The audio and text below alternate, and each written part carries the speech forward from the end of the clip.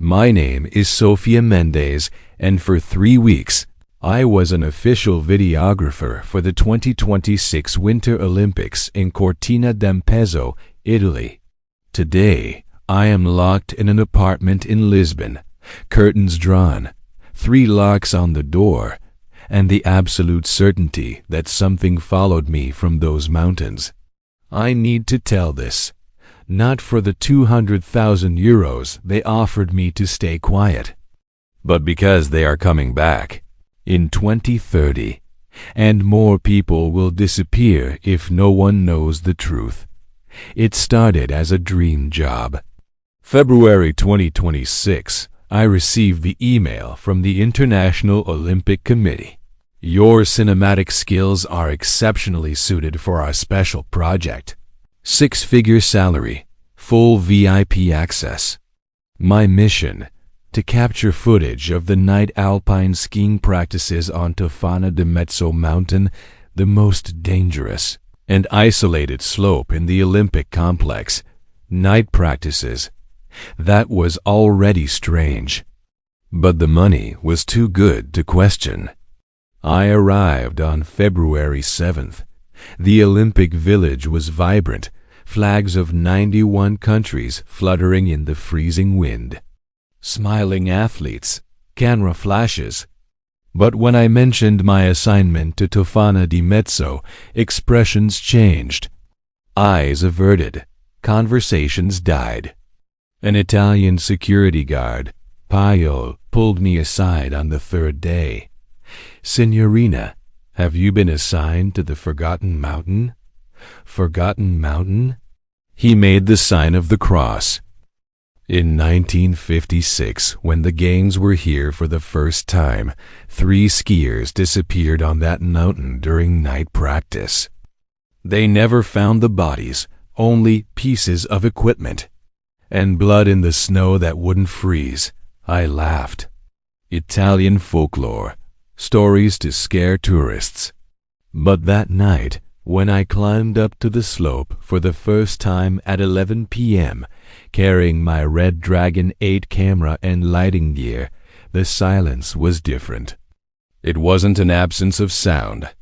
It was as if the mountain was holding its breath. The valley lights sparkled 2,000 meters below. Above, only darkness and infinite snow. And then I saw it. At the top of the slope, where no athlete had yet arrived, there were footprints in the fresh snow. But they weren't normal footprints. They were too large, and they had only 4 toes. I photographed the prints. My camera has an infrared temperature sensor. I use it to capture heat trails from the athletes. But when I pointed it at those marks in the snow, the reading was impossible. Minus 47 degrees Celsius, colder than the ambient air. Something ice cold had passed there, colder than the night itself. At 11:47 p.m., the first athlete arrived. Hana Matsuda, a Japanese skier, silver medalist in the previous games. She smiled at me, but her eyes betrayed nervousness. "First time filming here?" she asked in broken English. "Yes. Do you always come for night practices?" Her expression froze. "It's mandatory. For the finalists. They say the mountain needs to know us before the official competition." "Who says that?" She didn't answer. She just adjusted her goggles and headed down the slope. I turned on my camera, following every move. Hana was graceful, perfect. Until, 43 seconds into the descent, she braked sharply. She stopped completely in the middle of the track. Through the lens, I could see her body stiffen, shaking, not from the cold, from fear. I zoomed in. She was looking to the left, toward the pine forest bordering the slope. Her mouth was open, as if she were screaming, but no sound reached me. And then I saw it too. Among the trees, something was moving. Tall. Impossible to be human at that height, at least 3 meters. Snow was falling, but around that thing, the snow was going up, as if gravity were inverted. My camera jammed. It wasn't a technical problem. The lens literally froze from the inside out, even with the heating system on. When I managed to get it working again, just 4 seconds later, Hana was skiing again, descending at normal speed. But something was different.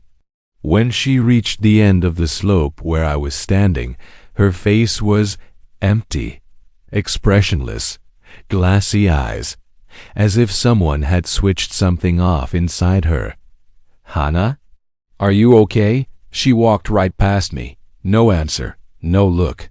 She got on the cable car and went down. I never spoke to her again. Because the next day, during the official competition at 2 p.m. daylight, crowd present, cameras from all over the world broadcasting Love Hana Matsuda in the middle of a perfect turn, simply changed direction. She skied directly off the course, straight into the forest at maximum speed. The official cameras lost her in 2.3 seconds. The broadcast cut to commercials. Rescue teams were sent. They searched for 6 hours. They found her skis, her poles, her goggles, all perfectly organized in a clearing as if someone had arranged them carefully. But Hana, not a trace. No footprints, nothing. The Olympic Committee issued a statement. Athlete had a sudden psychotic episode due to competition stress. Search continues. But I knew. I had seen it in that night footage. That thing among the trees, and the way Hana was afterward. Worse, when I reviewed my recording from that night, I found something that made me vomit. In the 4 seconds my camera froze, the audio kept recording. And in that audio, there was a voice, deep, non-human, whispering in ancient Italian, a phrase I needed a linguistics professor to translate. The mountain collects. The mountain always collects. I should have left, taken my money and gone back to Portugal. But journalists don't give up on a story. And videographers don't stop filming, even when they should. On the second night at Tofana di Mezzo, 3 athletes were scheduled. Erik Leinberg, Sweden, Lin Zhao, China, and Stefan Weber, Germany. All medalists, all finalists. I installed 7 cameras this time. Different angles, infrared, night vision, directional audio. If something appeared, I would catch it. 11:15 p.m. Erik was the first. He went down normally. Perfect. No incidents. He didn't even look at the forest. When he finished, he greeted me, "Good night," and left smiling. 11:34 p.m. Lin Zhao, more cautious. She went down slowly, constantly looking to the sides. But she also finished normally. She waved to me and took the cable car down. 11:51 p.m. Stefan Weber. He took a long time to start. He stood still at the top for almost 3 minutes. Through the telescopic camera, I could see he was talking, moving his lips, but he was alone. And then he descended, but he wasn't skiing. He was being pulled. His ski poles weren't touching the snow. His body was stiff, arms at his sides. But he was descending at an impossible speed, much faster than any professional skier could. "Stefan, halt, stop," I screamed in German. He flew past me like a blur. He didn't turn toward the lift. He kept going down, beyond the official track, straight into an area that didn't even exist on the maps, a snow-covered ravine that dropped another 400 meters at a vertical angle. I grabbed my portable camera and ran after him. The snow was deep. Every step was a struggle. My lungs burned in the freezing air, but I kept going. Because my flashlight beam had captured something terrifying. Stefan wasn't alone on the descent. There were silhouettes around him, 5, 6, maybe more. Tall, moving in perfect sync. But they left no footprints. The snow where they passed turned black, as if it were burned but frozen at the same time. I reached the ravine. My flashlight illuminated the scene, and my brain simply refused to process it. There was a cave. But it wasn't natural. The walls were made of sculpted ice, and on the walls, my God. On the walls were people, frozen, perfectly preserved. Dozens of them, wearing Olympic uniforms from different decades. I recognized an American uniform from 1956, a Soviet one from 1980, a Canadian one from 1998, and in the center of the cave, Stefan Weber stood alive, but his eyes were completely white, no iris, no pupils, just milky white. He spoke, but it wasn't his voice, it was a choir. Multiple voices, men, women, children, all speaking in unison. The mountain collects the best, the strongest, the fastest. For the awakening. What awakening? I managed to whisper, my camera shaking in my hand, but still recording. The silhouettes around Stefan solidified, and I really saw. They weren't human. They never were.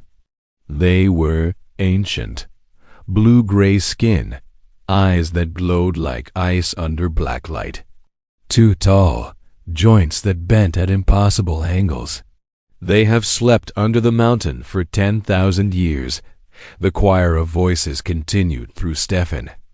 Every 70 years, when humans come to compete, to run, to show strength. We choose, we collect, to feed the sleep, until the number is complete. How many? My voice was breaking. How many do you need? Stefan smiled, but his mouth opened beyond what is humanly possible. 47. 3 are still missing. One of the creatures turned its head 180 degrees to face me. 46 now. You have a camera. You have proof. UKNO. The mountain allows no witnesses. I ran. I ran faster than at any moment in my life. I heard the things behind me. They didn't run. They glided over the snow like liquid shadows, but the climb was impossible.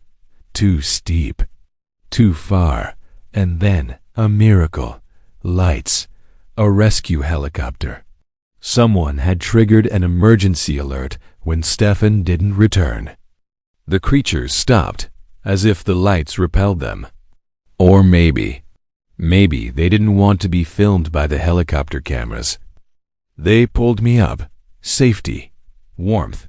But when I looked down one last time, I saw Stefan, still standing, arms raised, and around him 45 frozen figures being carried into the cave. The collection was almost complete. The helicopter took me straight to the Olympic Security, HQ. Doctors examined me. Mild hypothermia, exhaustion, but physically, I was fine. Mentally, I was destroyed. Stefan Weber, you need to go back. He's there. There's a cave full of Senorina Mendez, interrupted Marco Castellano, head of Olympic Security. His face was a professional mask. Too calm, too rehearsed. You've been through a traumatic experience. The altitude, the cold, the darkness, they can cause severe hallucinations. It's more common than you think, hallucinations. I recorded everything. I slammed my camera on the table. It's here. The creatures, Stefan, the frozen bodies, everything. Castellano took my camera. He plugged it into his computer. He began reviewing the recordings. His face didn't change. Not an expression.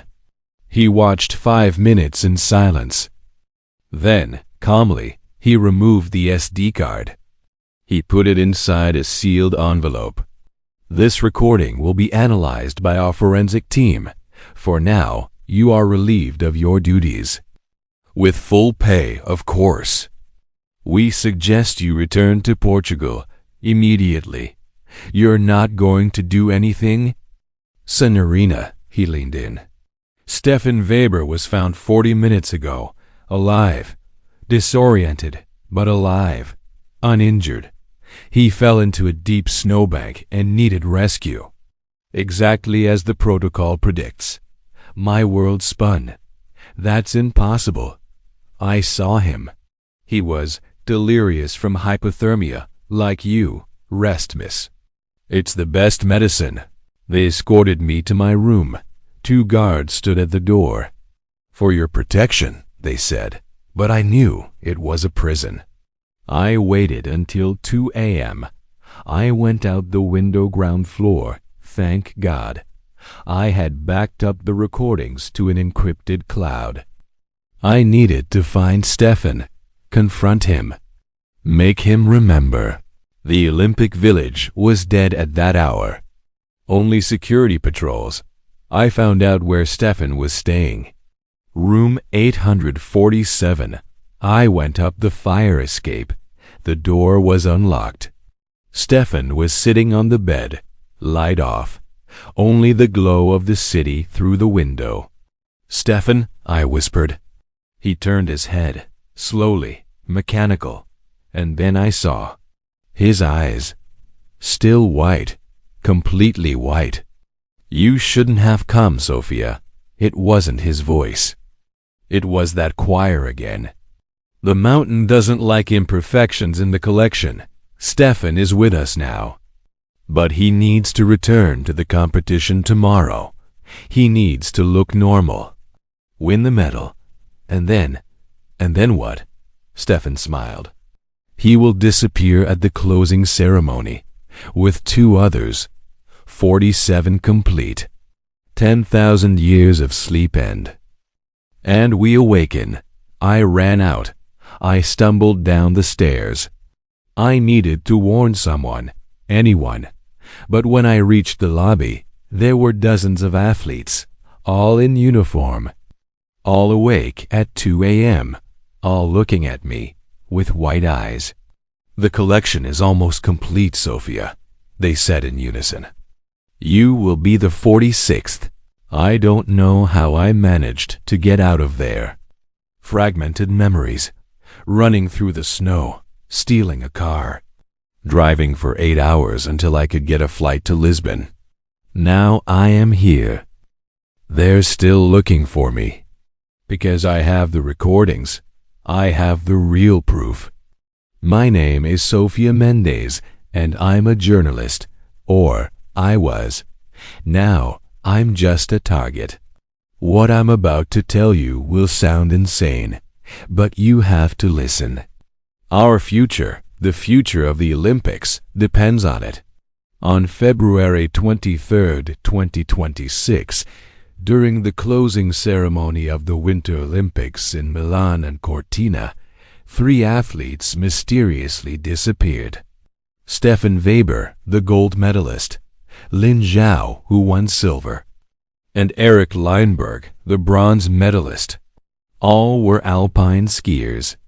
They vanished right from the podium as they were receiving their medals. I was there.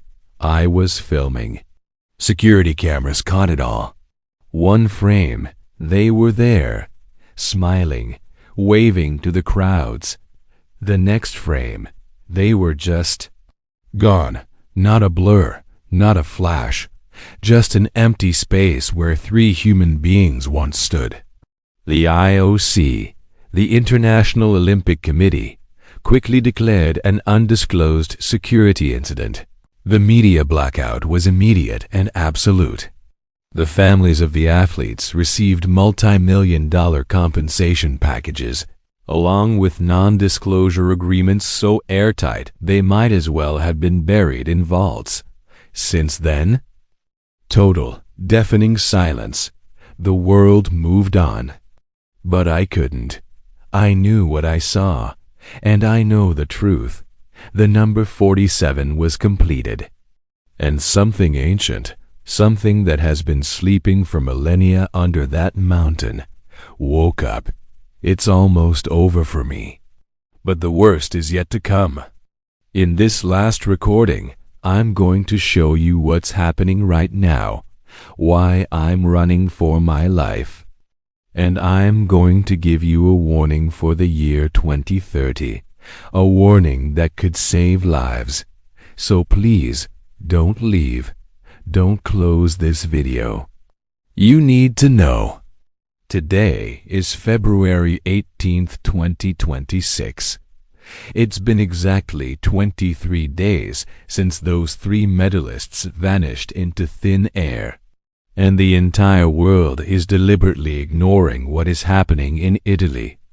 Yesterday, the city of Cortina d'Ampezzo was evacuated. All 5,800 residents. The official explanation you will find in the news is an unprecedented avalanche risk due to abnormal seismic activity. A convenient lie. I've checked the global seismic monitoring networks. There are no recorded earthquakes in that region. The seismic sensors on the ground are picking up something else entirely. They show vibrations. Rhythmic, deep, resonant vibrations, like a colossal heartbeat. Coming from 4,000 meters below the peak of Tofana di Mezzo mountain. Something is breathing down there. I had to know more. I hacked into the secure servers of the Italian National Institute of Geophysics. I bypassed their firewalls and dug deep. And I found the classified reports they're hiding from the public. The ground temperature at the base of the mountain has increased by an impossible 47 degrees Celsius in just the last 3 weeks. Ice that has been frozen for tens of thousands of years is melting at an alarming rate. And that's not all. Infrared satellites, the ones governments use to spy on each other, detected a thermal anomaly. A massive pocket of heat moving under the Alps. It's 3 kilometers long, slowly, deliberately, making its way toward the valley, toward the evacuated town of Cortina. Then, last night, I received an email. There was no sender, no subject line. Just a single, encrypted video file. My hands were shaking when I opened it. The image was familiar. It was my own recording from the ice cave, the one I took before I fled. But this video continued. It showed what happened after I ran. The 47 frozen figures I saw, the ones wearing Olympic uniforms from different decades, they began to glow. A faint, ethereal blue light pulsed from within them. Then, one by one, they disintegrated. They didn't thaw. They turned into shimmering particles of light that floated through the air and were absorbed by those terrifying creatures in the cave. And the creatures, they grew. They doubled in size before my eyes. Their forms, which had been translucent and wavering, became more defined, more solid, more real. Their white eyes burned brighter. Then the camera, my camera that I had dropped, began to shake violently. The entire cave collapsed. But it didn't collapse inward from above. It collapsed downward, as if something gargantuan had shifted beneath it, swallowing the entire chamber into the mountain's depths. The video ends with a sound. A deep, low-frequency hum that vibrates through your very bones, and words. Words spoken in a language that no human has spoken for eons, but that somehow, terrifyingly, I understood. The message was clear. Thank you for the sacrifices. The sleep has ended. The harvest begins. Since I saw that video, strange things have been happening everywhere. It's not just in Italy anymore. This is global. In Chamonix, France, home to Mont Blanc, 12 experienced skiers have disappeared in the last 48 hours. No bodies, no equipment, no traces. They just vanished from the slopes. In St. Moritz, Switzerland, a freak avalanche killed 34 people. But eyewitnesses, the few who survived, are telling police something that sounds impossible. They swear the snow was moving upward, climbing the mountain, before it crashed down. And in Aspen, Colorado, an entire ski resort was abandoned overnight. The power is still on. Food is still on the tables in the restaurant, but every single employee is gone. They just left. They refuse to talk about what they saw or heard. Then yesterday, I got a call. Blocked number. I was so on edge. I answered without thinking. It was that sound. That choir of voices from the cave. But now there were hundreds of them, maybe thousands, all speaking in perfect unison inside my head.